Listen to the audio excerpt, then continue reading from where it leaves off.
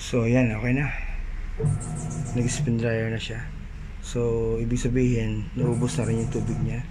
Kasi ang problem nito kanina, hindi siya nag drain ng water. So kaya nag-error siya ng E7-1. So ngayon okay na yan, na-fix ko na yung problem. Kasi hindi ikot ng spin dryer yan kung hindi nag-drain ng water. So which means okay na siya. Then 3 months warranty. Yan.